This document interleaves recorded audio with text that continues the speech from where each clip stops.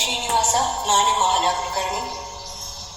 ಆಷಾಢ ಏಕಾದಶಿ, ಪಂಢರಪುರ ಏಕಾದಶಿ ಅಂತಲೂ ಅಂತಾರೆ. ಏಕಾದಶಿ ನಿಮಿತ್ತ ಭಗವದ್ಗೀತಾ 15ನೇ ಅಧ್ಯಾಯ ಪಾರಾಯಣ ಮಾಡ್ತಾ ಇದ್ದೀನಿ.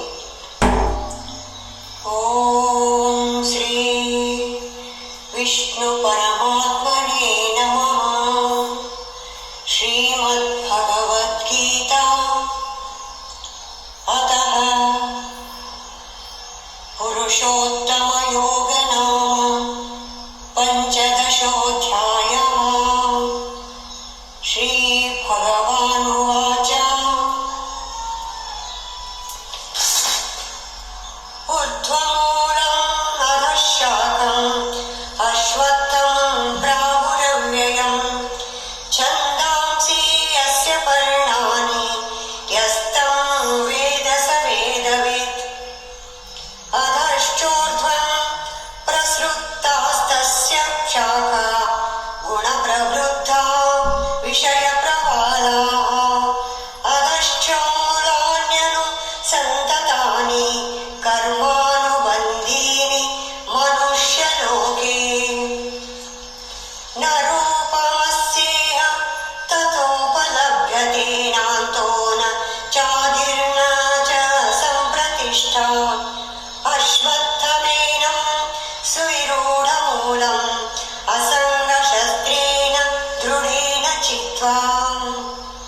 ತತಃ ಪದಂ ತತ್ಪರಿಮಾರ್ಗಿತವ್ಯಂ ಯಸ್ಮಿನ್ ಗತಾ ನ ನಿವರ್ತಂತಿ ಭೂಯಃ.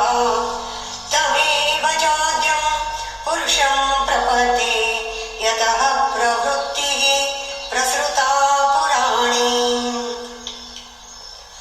ನಿರ್ವಾಣಮೋಹ ಜಿತಸಂಗದೋಷ ಅಧ್ಯಾತ್ಮನಿತ್ಯ ವಿನಿವೃತ್ತಕಾಮಾಃ. ದ್ವಂದ್ವೈರ್ವಿಮುಕ್ತಾ ಸುಖದುಃಖಸಂಜ್ಞೈರ್ಗಚ್ಚನ್ತ್ಯ ಮೂಢಾಃ ಪದಮವ್ಯಯಂ ತತ್.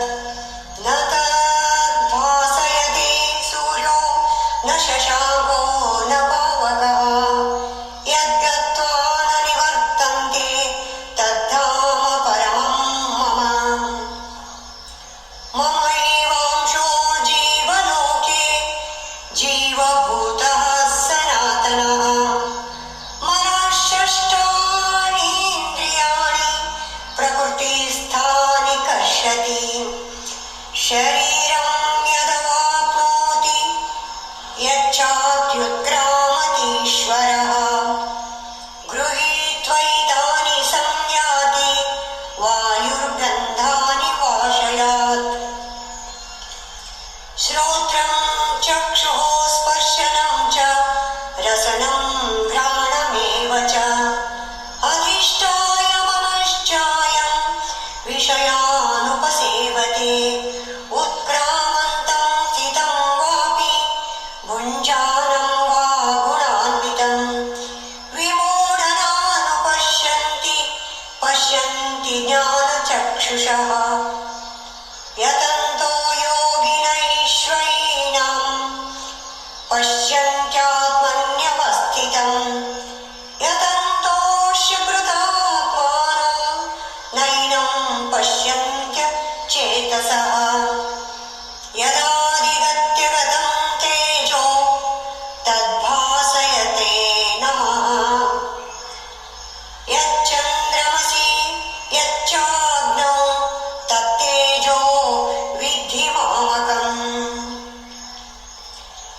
ಗಾಮಾವಿಶ್ಯ ಚ ಭೂತಾನಿ ಧಾರಯಾಮ್ಯಹಮೋಜಸಾ. ಪುಷ್ಣಾಮಿ ಔಷಧಿಃ ಸರ್ವಾ ಸೋಮೋ ಭೂತ್ವಾ ರಸಾತ್ಮಕಃ. ಅಹಂ ವೈಶ್ವಾನರೋ ಭೂತ್ವಾ ಪ್ರಾಣೀನಾಂ ದೇಹಮಾಶ್ರಿತಃ. ಪ್ರಾಣಾಪಾನಸಮಾಯುಕ್ತಃ ಪಚಾಮ್ಯನ್ನಂ ಚತುರ್ವಿಧಂ.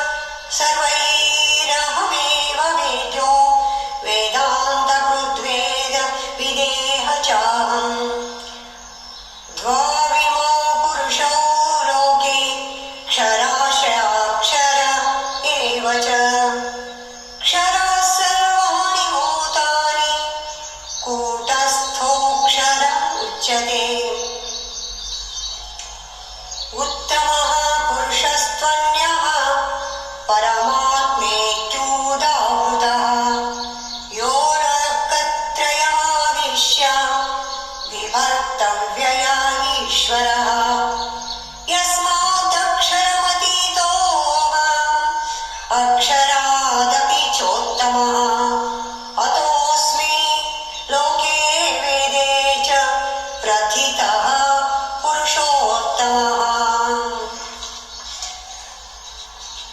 यो मामेव समूढो जानाति पुरुषोत्तमम् स सर्वविद्भजति मां सर्वभावेन भारत इति गुह्यतमं शास्त्रमिदम् इदम् उक्तं मया नघ एतद्बुद्ध्वा बुद्धिमानन्यः स्यात् कृतकृतश्च भारत ॐ तत्सदिति श्रीमद्भगवद्गीतासु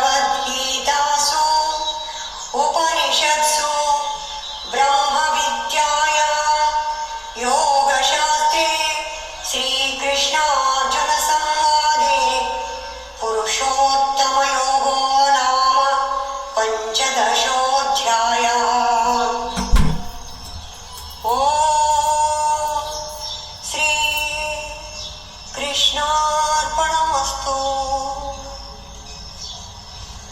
ನಮಸ್ಕಾರ.